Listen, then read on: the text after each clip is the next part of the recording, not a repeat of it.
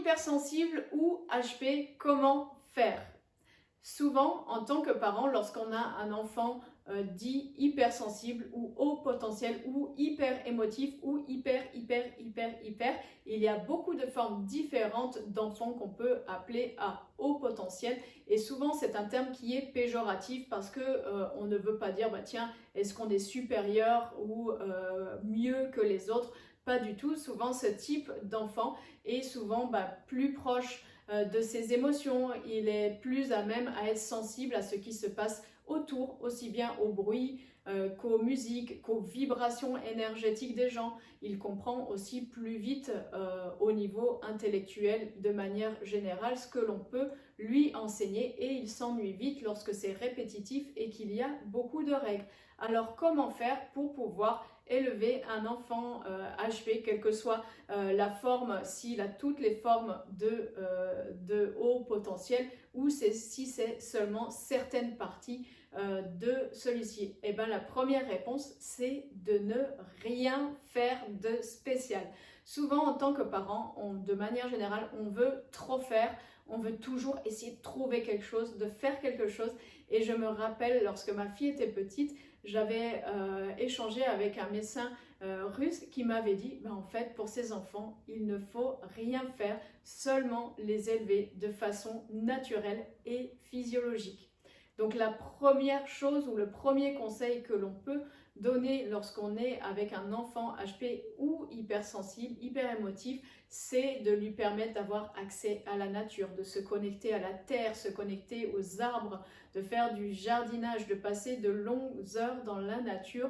Et vous allez dire, c'est déjà quelque chose à faire, oui, mais en même temps, c'est pas vraiment quelque chose d'exceptionnel, juste être connecté à la terre, connecté à la nature.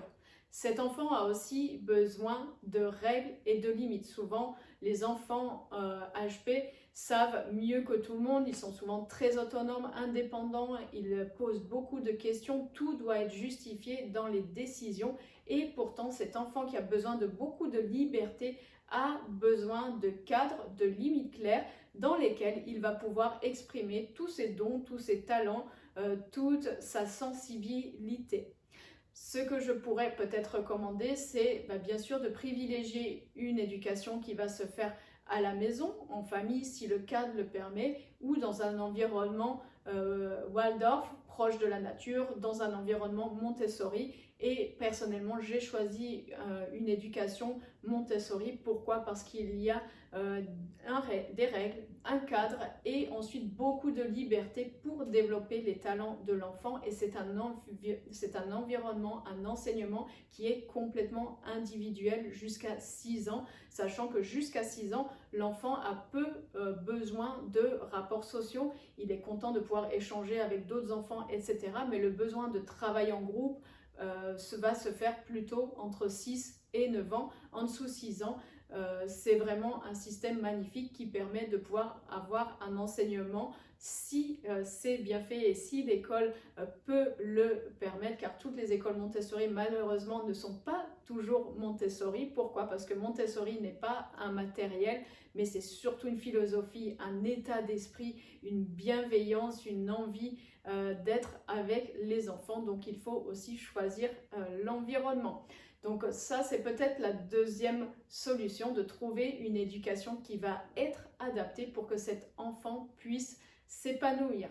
Troisième chose que l'on peut faire, c'est favoriser ses talents, mais pas forcément sur la sphère intellectuelle. On peut favoriser la sphère intellectuelle, mais on peut favoriser d'autres disciplines dans la nature, dans ce qui est artistique, dans le sport, etc., etc., pour qu'il n'y ait pas de surchauffe justement du cerveau. L'enfant HP a un cerveau qui pense en permanence, qui est en permanence agité, à cogiter, à vouloir savoir plus, à faire plus, etc. Donc peut-être c'est une occasion de faire quelque chose en parallèle où on ne mettrait pas en avant ses compétences intellectuelles, et donc le système éducatif tel qu'il est présenté souvent dans un système francophone ne peut pas correspondre pour ces enfants qui sont quand même 15% de la population. Donc pour ces 15% d'enfants, malheureusement, le système éducatif français tel qu'il se pratique dans une école publique, bien que maintenant de nombreux instituteurs et institutrices aient une petite marge de manœuvre pour créer des choses pour permettre plus d'épanouissement des enfants, personnellement, je le déconseillerais fortement. Dernière chose pour les enfants HP, souvent ils aiment contredire, ils aiment questionner toute décision et en tant que parent, c'est vraiment agaçant. Tout doit être dit dans la bienveillance parce qu'ils sont hyper émotifs, hyper sensibles et ils ont besoin de justification pour tout et ça commence dès 2, 3, 4 ans. Et parfois, l'enfant malheureusement doit avoir sa place d'enfant. Il y a des choses ou des paramètres que l'on ne peut pas toujours expliquer et c'est difficile, mais il faut arriver à trouver le ton de la bienveillance et en même temps de pouvoir dire non, c'est comme ça.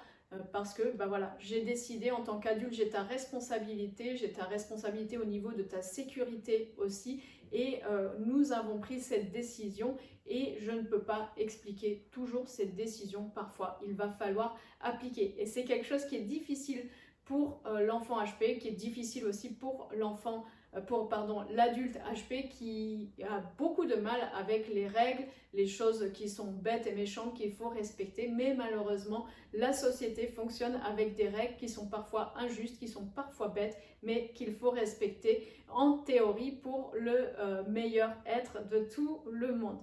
Donc ça c'est peut-être la dernière chose, essayez de le dire avec bienveillance, mais de indiquer clairement parfois des limites, un non, parce que c'est comme ça et que l'enfant n'est pas encore au niveau d'être adulte pour pouvoir percevoir toutes les nuances qu'il peut y avoir dans une décision. J'espère que cette vidéo vous a parlé, qu'elle a pu peut-être vous donner des pistes de réflexion. N'hésitez pas à commenter sous la vidéo et liker si cela vous a plu pour me partager ce que vous avez mis en place avec votre enfant HP, hyper émotif, hyper sensible, hyper esthétique, hyper. Je vous souhaite une belle journée.